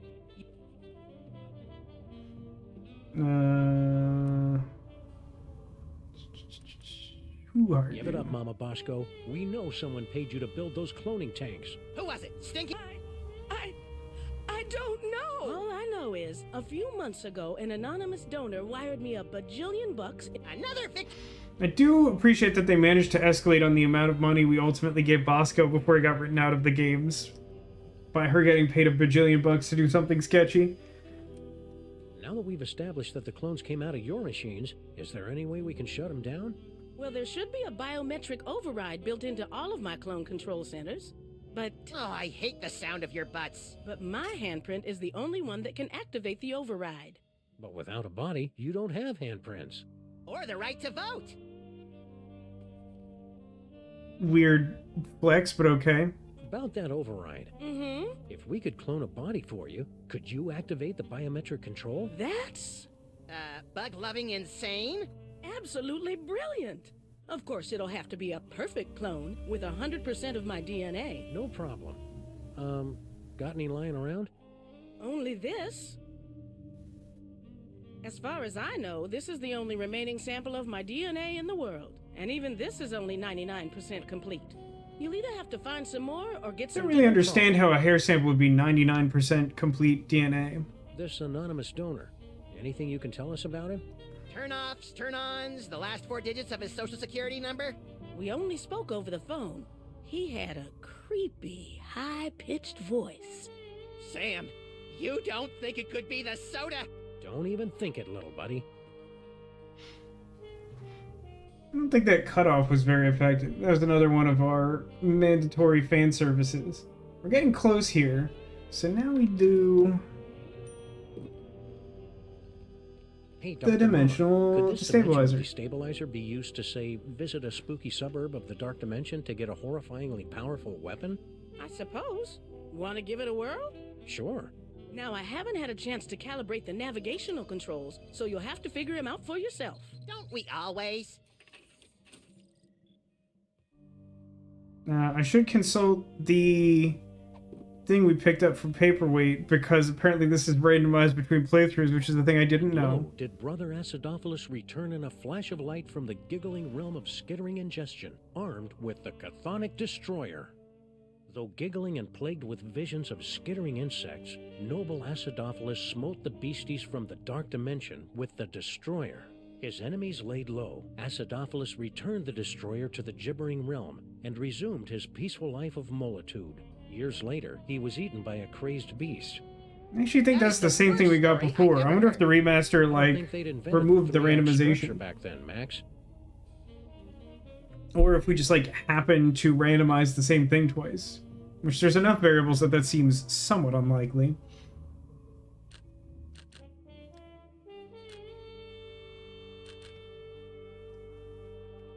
Wish me luck, Max. I'm off to explore the Nether Realms. You should probably rephrase that. Nah, that sounded right. Ooh, science-y. Ow! Turn down the volume. Sam?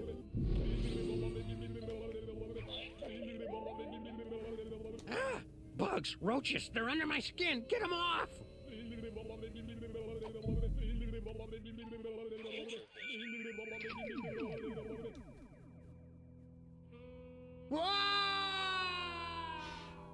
So I had like 2 and 4 right, I think? Holy wheezing. You okay? Yeah, but... Oh. Just like that time you caught me singing in the shower. Let's see. Flash of light, blah, blah, blah. Giggling realm of skittering ingestion. Giggling and beset by visions of insects. Destroyer defeats things. So we need flash of light and giggling instead of thunder and, like, babbling. So I guess it's 1 and 2 are wrong? Let's try this again.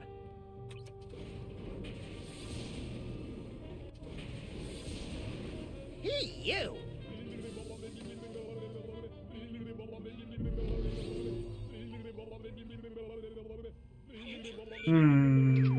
The order is different than I'm expecting, so I broke something. Okay, so 4 is correct. Badgers? And if we ever want to find... So that means...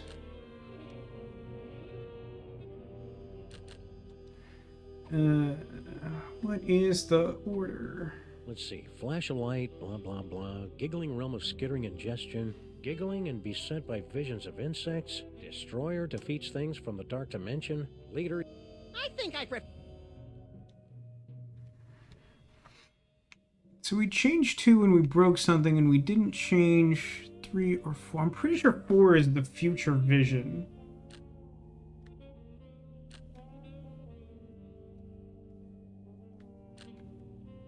3, 2, 1, 1.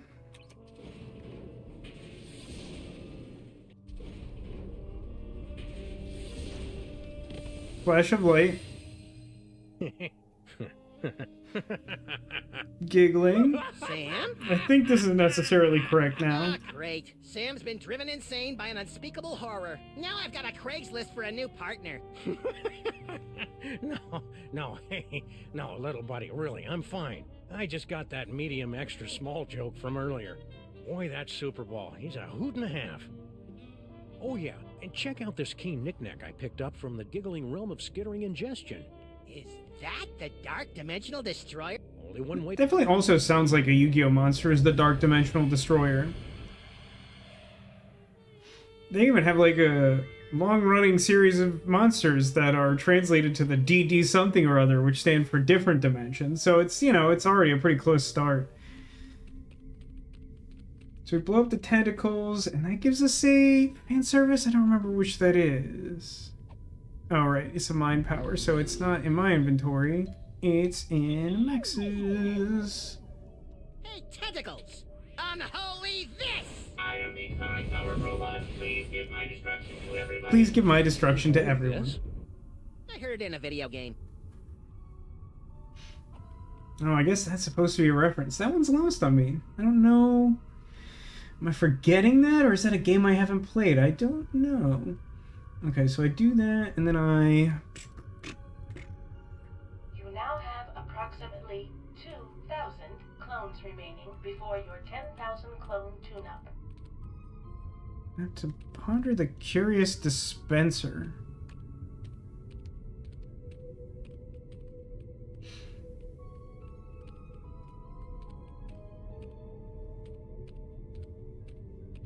Which one is that? I think it is important. Barrels. Curious dispenser. Lookbacks, free health, ammo, cupcakes, clues, and enlightenment. Oh, wait. It's empty.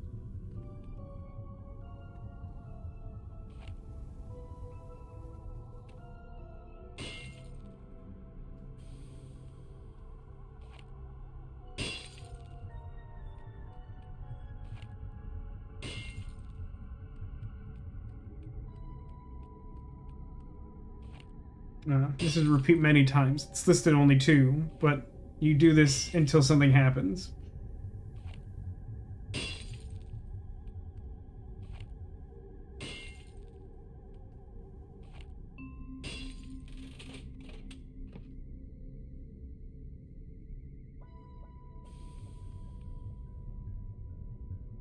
You got banang. It's like Tang, but it's banana flavored. He's so disappointed. Hooray! We're finally done with this one. That took a while. I enjoyed that though. Also, I enjoyed a reference to Day of the Tentacle. So, yeah, that's a good ending to the achievement. Agreed. I know this will perhaps sound a little hypocritical, but I actually like how missable that one is.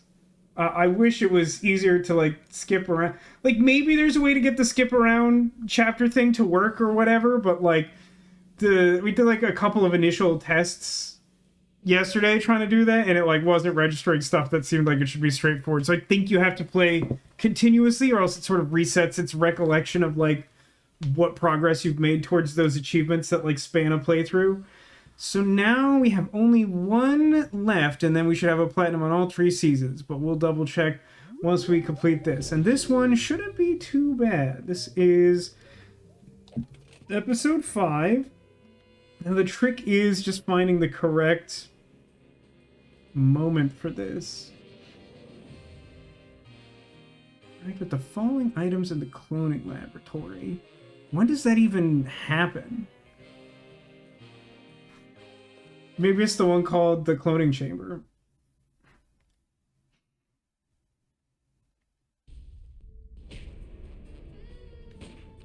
Yeah, this should be right. At this point, we've used the astral projector to project our mind from inside giant city-destroying Max into various Sam clones around the world. So, We are meant to achieve a certain task. Let's see if you can figure it out as we go through the list to make sure we don't miss anything. Looks like some kind of fog machine. Good eye, Sam. Near as I can make out, Sal turned that on to cover up Stinky's little disappearing act.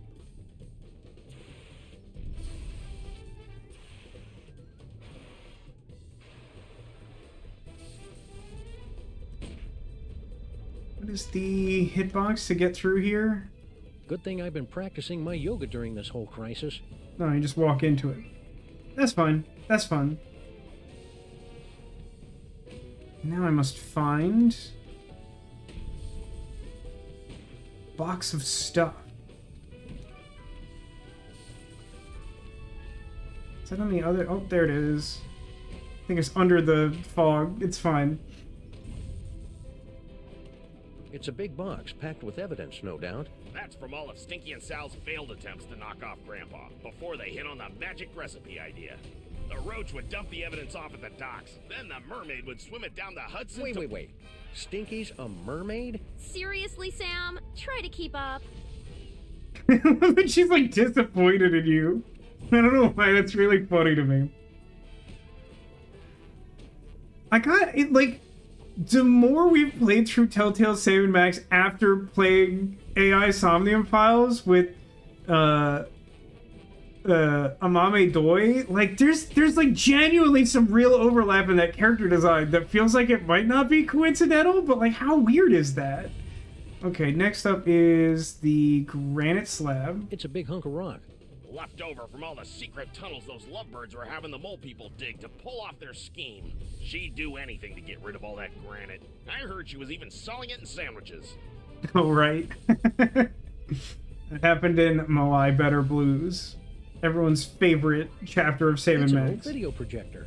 It was set up inside the diner, Sam. Turn it on at the right time. Cover it up with enough fog, and you could make it look like anything had just appeared out of thin air.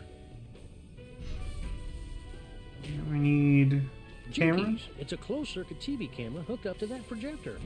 Right again, Sam. All she had to do was get Sal to hold up a photo at just the right time, and it was easy to make Grandpa Stinky think his magic spell had worked.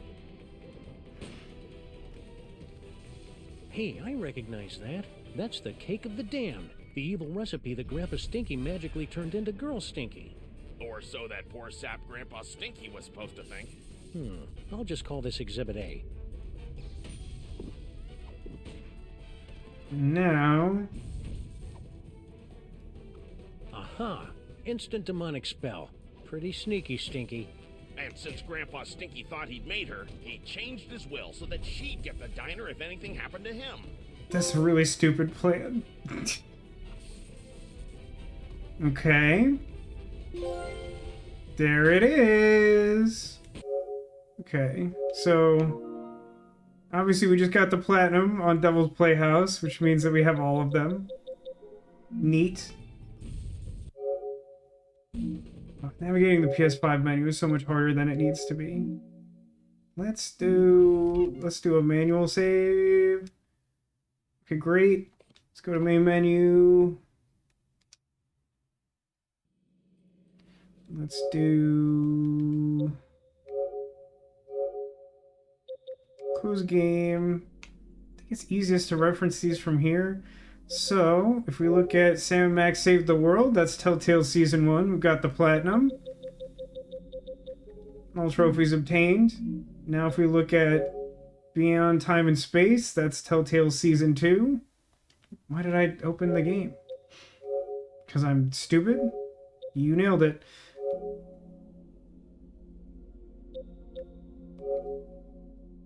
We got the Platinum, including Desoto Dominator, which is a real kick in the pants. That one takes a lot of work. And then, as we established,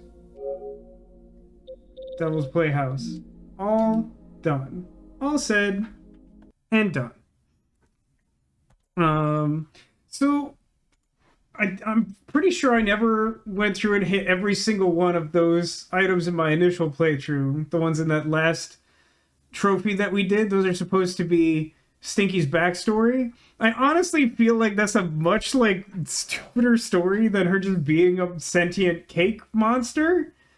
Like, I kind of like the idea that like Flip Paper, despite like really struggling to understand this like weird story going on in the background, like ultimately cracks the case of this preposterous scheme. But like, I think, I don't know, for one, I think it's more fun for her to just be a weird evil cake brought to life, because that's just like a stupid Sam and Max kind of story. But like also, her nutrition facts include all the ingredients of her being a cake. And in addition, if she's just some random mermaid, why does she want a diner? No, now that I'm saying that out loud, obviously Poseidon gave her the gift of legs and feet so that she could procure foreign commerce. So, yeah, I guess what I'm saying is the ultimate takeaway from trophying Sam and Max is that I think this exists in the same world as the AI Somnium files, which isn't the takeaway that I thought I would have from this experience. But there you are. I mean, what else can you say about Sam and Max that I haven't already said? I think it's great. I love these characters. I love these games. The Devil's Playhouse a little bit less so.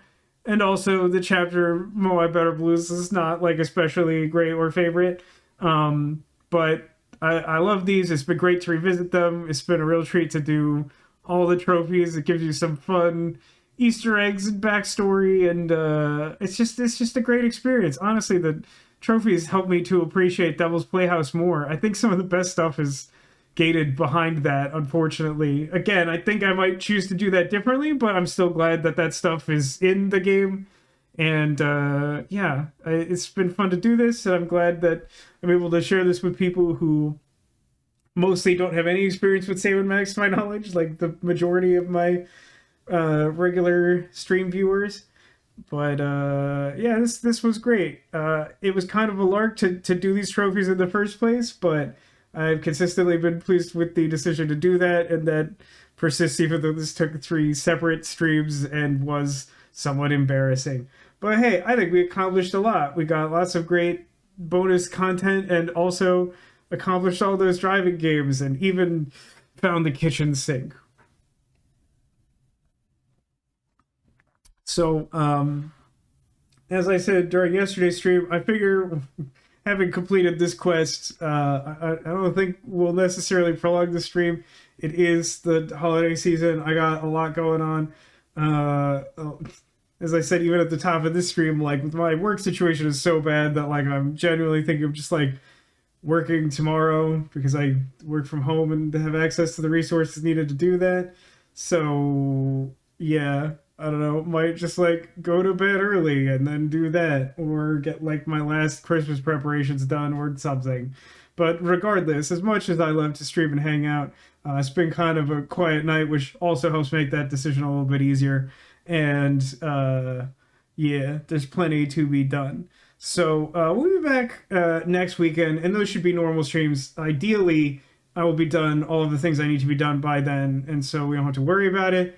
But also my work situation will probably be just still horrible. So I don't know. We'll see for sure. But my expectation is that we'll have some normal streams then, and I think I know what I want to do. I think at this point, knowing that we have 2 more streams before the end of the year, that I know the best way to handle those. But you all will let me know next Friday. I encourage you to be here for it, because you will definitely shape what's going on then. Don't worry, it's not Twitch chat plays Costume Quest again, which was met with mixed reviews.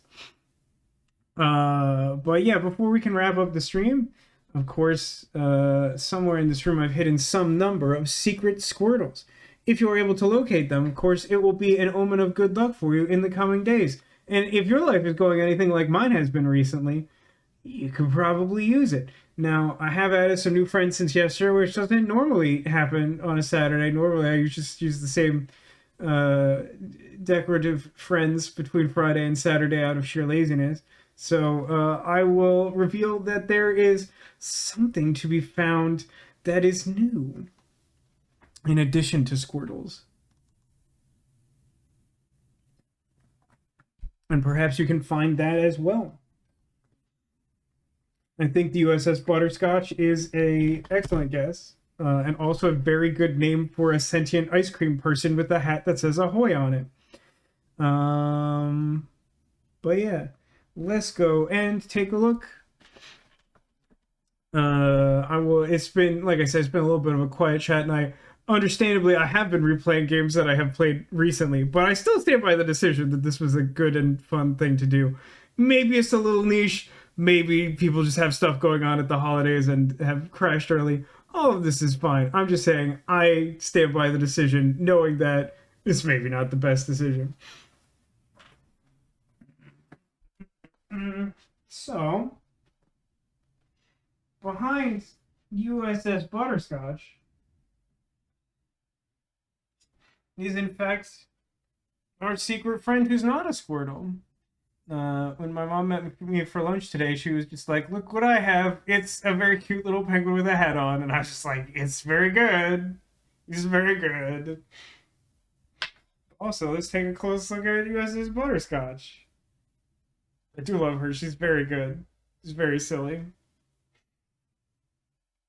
You said Eevee as a backup. Now, can I get you to clarify which Eevee? Because we do have an Eevee on this Santa and an Eevee on this Santa, which is a new Santa. Yes, ahoy indeed. Yeah, I put both the holiday Eevees up. One with the sort of kind of Russian-style Christmas hat. And one with like kind of a traditional Santa-style hat that has like tiny snowman Pikachus on it. The right one, but both are good. Well, I've tricked you because the correct answer was both of them. They both have Squirtles. And this one is a new Squirtle.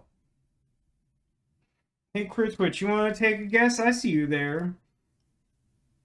Monkey Squirtle.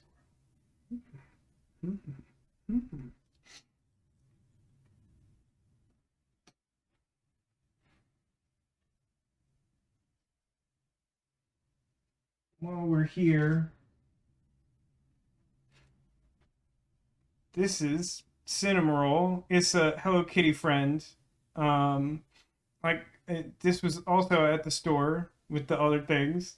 I had to get it because it's a Santamarole. I mean, Cinnamoroll is of significance because Cinnamoroll is like the most hotly desired of the Yu-Gi-Oh! Sanrio toys that I was showing off a little bit on stream earlier in the summer when I was trying to collect them. But also, it's a very good portmanteau, and I like things with Santa hats. So it's like a four-dimensional win. It's very good.